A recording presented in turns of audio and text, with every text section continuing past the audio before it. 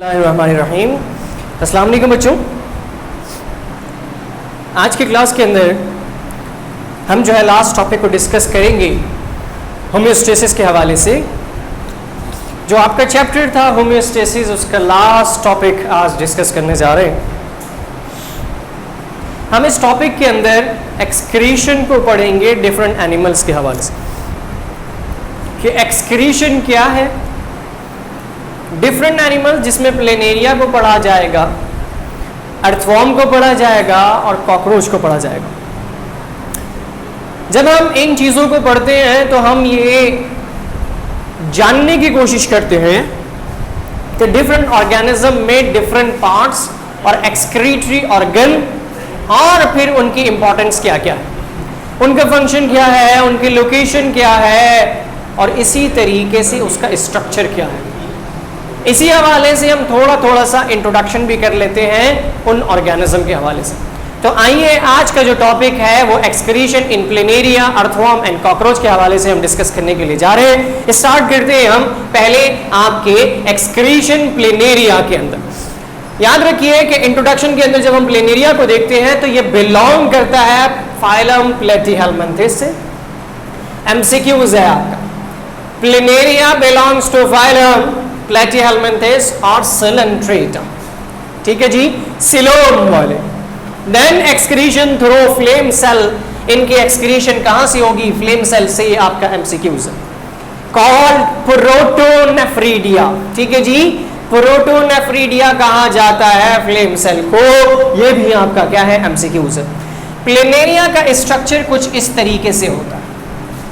इसी तरीके से जब हम बात करते हैं फ्लेम सेल की तो फ्लेम सेल का स्ट्रक्चर इस तरीके से होता है और प्रोटोनेफ्रीडिया का स्ट्रक्चर इस तरीके से होता है। देखिए, अगर हम देखें तो सेंटर में एक न्यूक्लियस मौजूद होगा और उसके गट में आपको सीलियाज नजर आएंगे, ठीक है जी। देन उसके साथ आपको ये कंप्लीट जो है, इसे फ्लेम सेल कहते हैं और ये ट्यूब लाइक स्ट्रक्चर है, ये ट्यूब कहलाती, ट्यूब्यूल्स कहलाती। एंड देन इसके नीचे यहाँ पे एपिथेलियल सेल और ये कनेक्टिंग डक्ट कहलाती।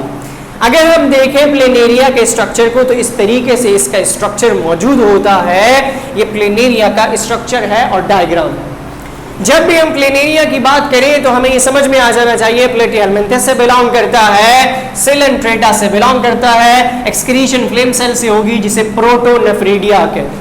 आइए जरा प्रोटोनेफ्रीडिया के बारे में और फ्लेम सेल के बारे में पढ़ते हैं। लोकेशन कहां पर मौजूद होगा? Located at the lateral side ending of the gastrovascular cavity.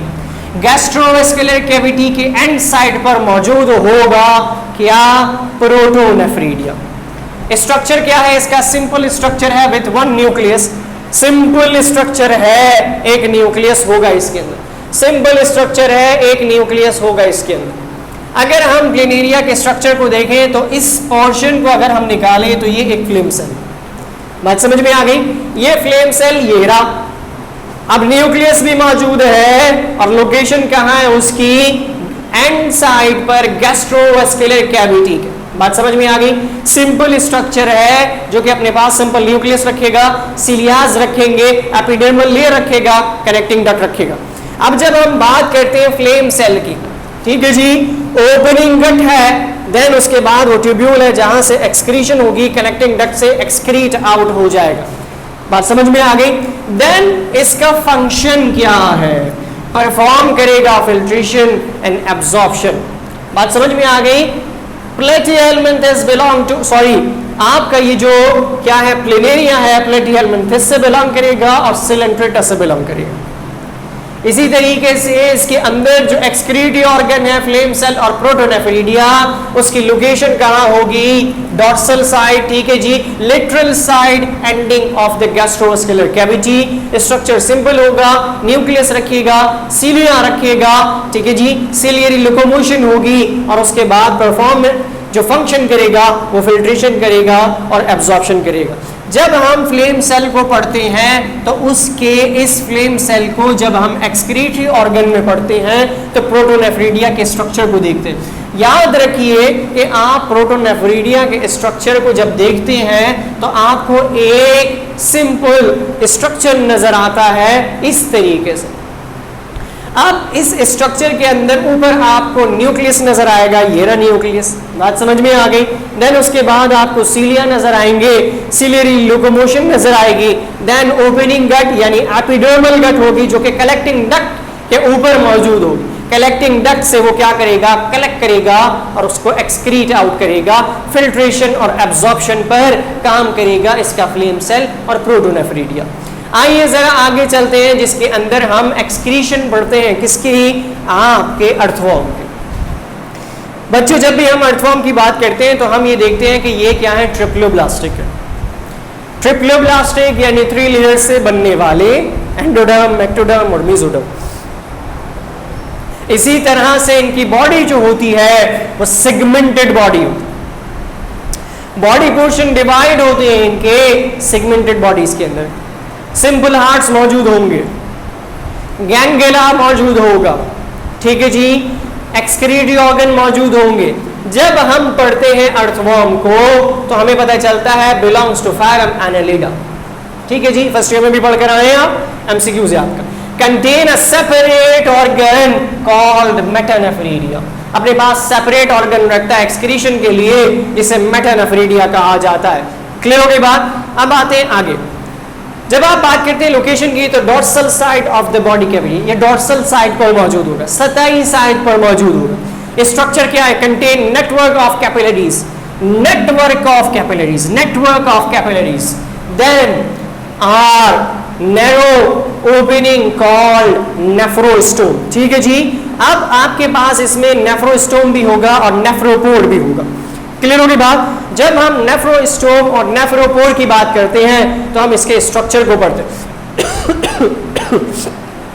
अच्छा जी, जो होल आपको नजर आ रहा है वो नेफ्रिडियोपोर है, और जो डक्ट आपको क्रॉस होती हुई दूसरे सेगमेंट में नजर आ रही है उसे आप क्या कहते हैं, नेफ्रोस्टोम कहते हैं। क्लियर हो गई बात। इसी तरीके से इसका फंक्शन क्या है, फिल्ट्रेशन एंड एक्सक्रीशन। अब ये सेक्शन जो हुआ ये कटा हुआ सेक्शन है किसका, अर्थवर्म का।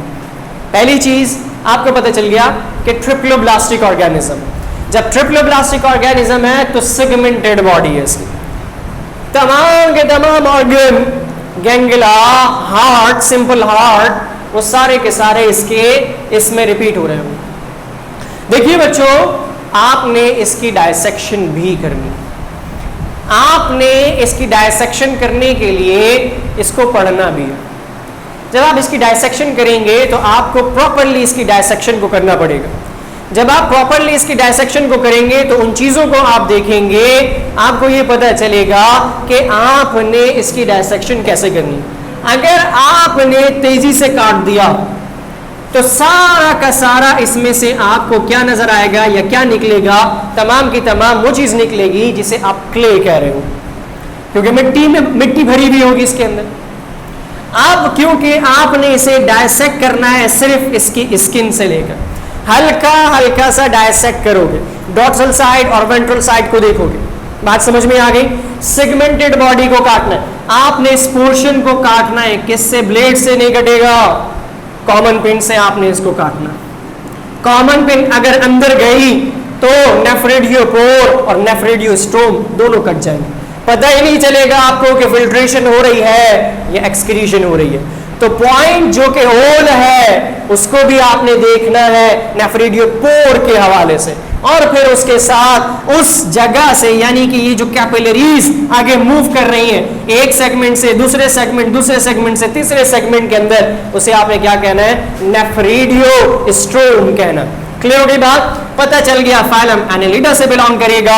इसी तरीके से आपको ये पता चल गया कि मेटानेफ्रिडिया, इसके पास सेपरेट ऑर्गन होगा, एक्सक्रीटरी ऑर्गन, बॉडी कैविटी के कौन सा साइड पर होगा, डॉर्सल साइड यानी सतही साइड पर मौजूद होगा, नेटवर्क ऑफ कैपिलरीज होंगी जिनके अंदर नेफ्रिडियोपोर का सबसे बड़ा अमल दखल होगा, फिल्ट्रेशन करेगा और एक्सक्रीशन करेगा। आइए आगे चलते हैं, कॉकरोच को देखते हैं। जब आगे चलते हैं हम तो कॉकरोच को डिस्कस करते हैं। कॉकरोच के बारे में जानने के लिए आपको यह पता होना चाहिए कि आपने कॉकरोच को फर्स्ट ईयर में भी डायसेक्ट किया, सेकेंड ईयर में जो आपने कॉकरोच को डायसेक्ट करना है, आपने इसके डाइजेस्टिव सिस्टम को नहीं करना, कर चुके हो, आपने इसके नर्वस सिस्टम को करना। अब आपने इसके नर्वस सिस्टम के साथ साथ जब इस पोर्शन को काटोगे तो इसे पिन अप करोगे, इसे पिन अप करोगे। जब पिन अप करोगे तो यहां पे आपको व्हाइट लाइन नजर आ रही हो। आपने कॉकरोच की डायसेक्शन ऐसे करनी है। जब हम बात करते हैं इंट्रोडक्शन की कॉकरोच की, तो फाइलम आर्थ्रोपोड से बिलोंग करेगा। ठीक है जी, आर्थ्रोपोड क्लास इंसेक्टा से बिलोंग करेगा, इंसेक्ट्स में शामिल। क्लियर होगी बात? फीमेल कॉकरोच फ्लाई करता हुआ नजर आएगा, जबकि मेल कॉकरोच आपको फ्लाई करता हुआ नजर नहीं आएगा। क्लियर होगी बात? देन एक्सक्रीटरी ऑर्गन जो इसका होगा मेल्फिजियन ट्यूब्यूल्स होंगी। एमसीक्यूज है आपका, अंडरलाइन इसीलिए किया है कि ताकि आप आसानी से मार्क कर लो कि आपका मेल्फिजियन ट्यूब्यूल्स किसके अंदर एक्सक्रीटरी ऑर्गन है, कॉकरोच के अंदर, क्लास आर्थ्रोपोड से बिलोंग करते हुए इंसेक्टा के अंदर। बात समझ में आ गई? जब आप इन चीजों को मेंशन करते हो तो आपको यह पता चल गया कि आपने मेल्फिजियन ट्यूब्यूल्स को देखना है किसके बेसिस के ऊपर, एक्सक्रीटरी ऑर्गन के बेसिस के ऊपर, क्योंकि आप एक्सक्रीशन पढ़ रहे हो किसके अंदर, कॉकरोच के अंदर, अर्थवॉर्म के अंदर और प्लेनेरिया के अंदर। लोकेशन कहां होगी? Both lateral sides of the allium. Allium के कहां पर होगा? लेटरल साइड पर होगा। देखिए बच्चों, जब भी हम बात करते हैं इसके डाइजेस्टिव सिस्टम की तो फेरिंक्स, ठीक है जी, सैलिवरी ग्लैंड्स, देन उसके बाद आगे आइए salivary receptors, oesophagus, crop, gizzard, hepatic caeca, mesenteron. अब ये जो मेसेंटेरॉन का पोर्शन है यहां से लेके नीचे तक, मेसेंटेरॉन इस पार्ट को कहते हैं जो कि प्रोटीन को डिस्ट्रक्ट करने में काम आएगा। एंड देन उसके बाद इलियम नीचे से, जो कि इसके गिज़र्ड को यानी कि मेसेंटेरॉन को जोड़ा होगा क्लोएका से, वो वाला पोर्शन इलियम, यहां पर मौजूद होंगे क्या? मेल्फिजियन ट्यूब्यूल्स। ये थ्रेड लाइक स्ट्रक्चर जो नजर आ रहे हैं आपको, इन्हें कहा जाता है, ये देखिए ये थ्रेड लाइक स्ट्रक्चर्स, ये थ्रेड लाइक स्ट्रक्चर्स इलियम के थोड़ा सा ऊपर मौजूद होंगे, इन्हें कहा जाता है मेल्फिजियन ट्यूब्यूल्स। इससे इसने क्या करना है? एक्सक्रीशन करना। बात समझ में आ गई? ये हल्के हल्के से थ्रेड लाइक स्ट्रक्चर होते, जबकि ये ऊपर जो होते हैं आपके हेपेटिकोइका, ये लार्ज पोर्शन में मौजूद होते, ये छोटे छोटे से थ्रेड लाइक स्ट्रक्चर यानी सीलिया की तरह से होते हैं। कहां होते हैं? इलियम के थोड़ा सा ऊपर, क्लोएका से ऊपर, इस पोर्शन में जहां पर उसका क्या गिज़र्ड जो कन्वर्ट हो रहा है, पाइपलाइन जो आगे जा रही है क्लोएका से मिल रही है। देन उसके बाद जब हम आगे एक्सक्रीशन कौन सी होगी इसके अंदर? एक्सक्रीट करेगा कौन? मेल्फिजियन ट्यूब्यूल्स, और इसी तरह से फिल्ट्रेशन करेगा, जो कि इसका पर्पस है। हमें ये चीज समझ में आ गई जब हम इन ऑर्गेनिज्म को पढ़ते हैं, तो हमें ये पता चल गया कि छोटे ऑर्गेनिज्म में एक्सक्रीशन कैसे होगी, उससे बड़े ऑर्गेनिज्म में एक्सक्रीशन कैसे होगी, प्लेनेरिया के अंदर फ्लेम सेल कैसे काम करेगा, प्रोटोनेफ्रिडिया कैसे काम करेगा। फिर हम जब अर्थवॉर्म को पढ़ते हैं तो हम पढ़ते हैं, देन उसके साथ हम अर्थवॉर्म के अंदर देखते हैं कि डॉर्सल साइड पर जो लोकेशन मौजूद है उसका अमल दखल कैसे। देन हम ये भी पढ़ते हैं कि वो कहाँ से बिलोंग करता है और उसके साथ साथ उसका फंक्शन जो है क्या कर रहा होगा, एक्सक्रीशन एंड ऑब्जॉर्प्शन कर रहा होगा। कॉकरोच में जब हम देखते हैं तो हम ये देखते हैं कि उसका स्ट्रक्चर कैसे है, कहाँ पर मौजूद है, एंड देन उसका फंक्शन क्या है। आप ये 4 हेडिंग्स तो यकीनी तौर पर लिखोगे। पहली इंट्रोडक्शन, इतना बता दो काफी, देन लोकेशन बता दो काफी है, स्ट्रक्चर बता दो काफी है, फंक्शन बता दो काफी है, डायग्राम सबकी बनेगी, क्योंकि ये लॉन्ग सवाल बनेगा।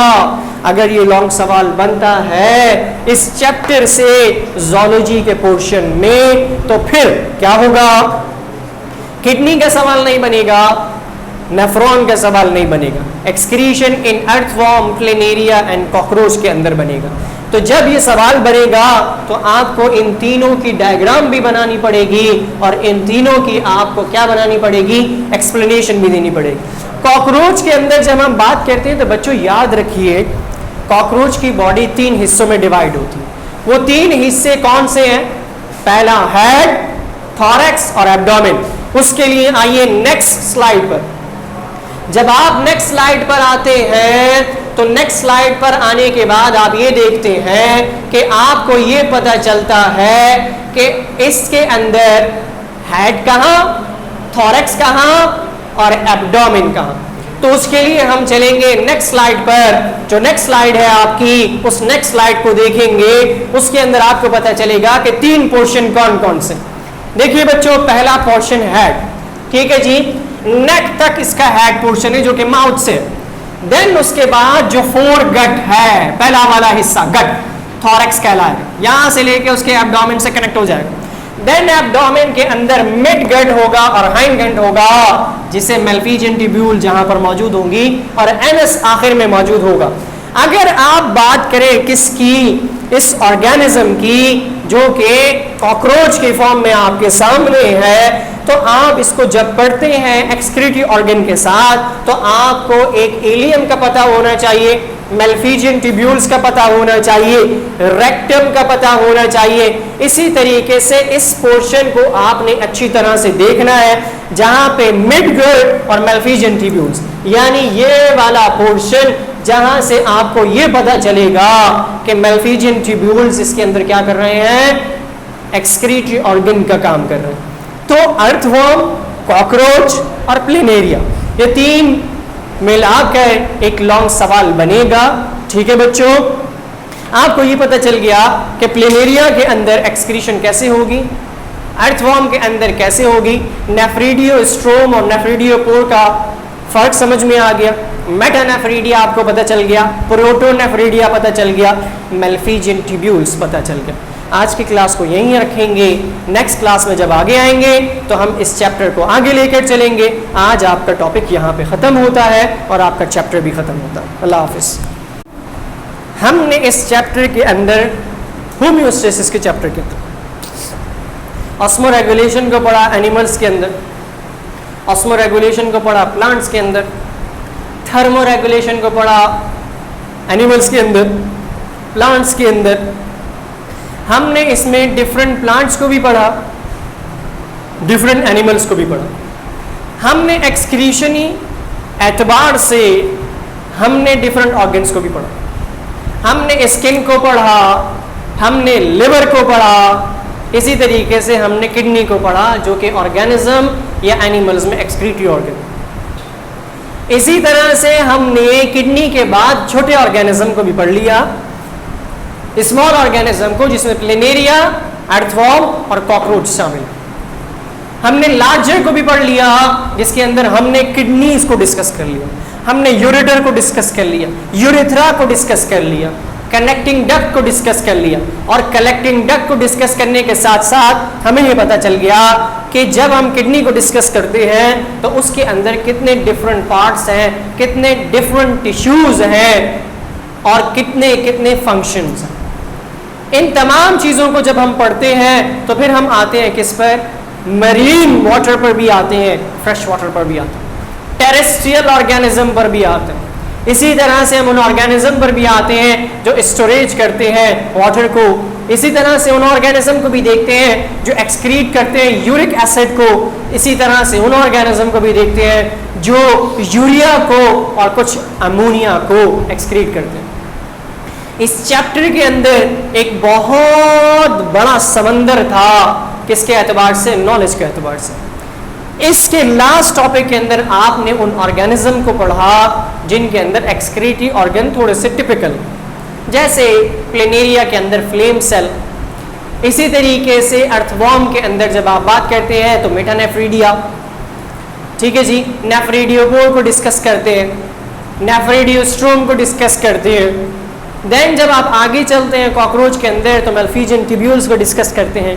उन मेल्फिजियन ट्यूब्यूल को डिस्कस करते हुए आप ये बताते हैं कि एक्सक्रीशन कैसे हो रही है, फिल्ट्रेशन कैसे हो रही है, एब्जॉर्प्शन कैसे हो रही है।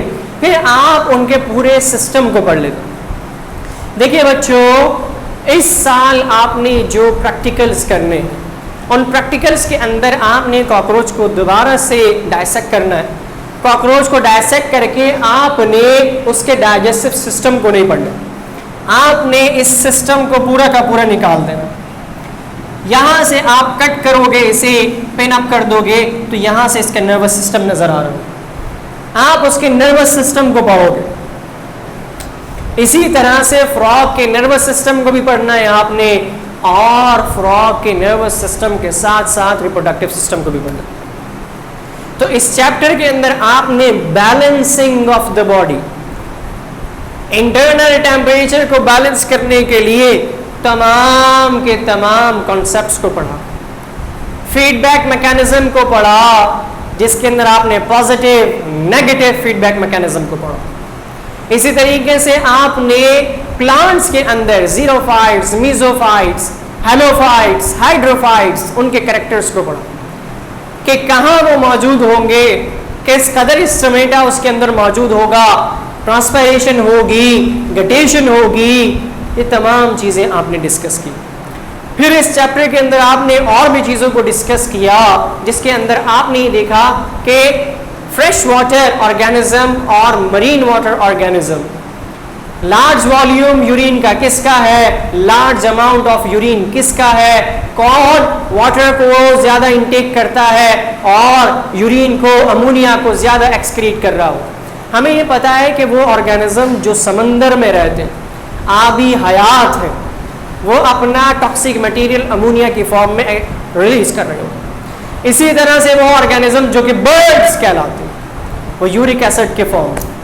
इसी तरह से वो ऑर्गेनिज्म जो कि मैमल्स कहलाते हैं, वो यूरिया की फॉर्म में एक्सक्रीट कर रहे हो। ये तमाम चीज़ें जो हमने पढ़ी वो आपके सेकेंड ईयर के चैप्टर नंबर 1 होम्योस्टेसिस के अंदर पढ़ी। आज हम यहीं तक रखते हैं इस चैप्टर को। आपका चैप्टर वाइंड अप हुआ, ख़त्म हुआ। नेक्स्ट क्लास में जब आपसे मुलाकात होगी तो हम नेक्स्ट चैप्टर के हवाले से बात करेंगे। Wish you good luck. अल्लाह हाफिज़।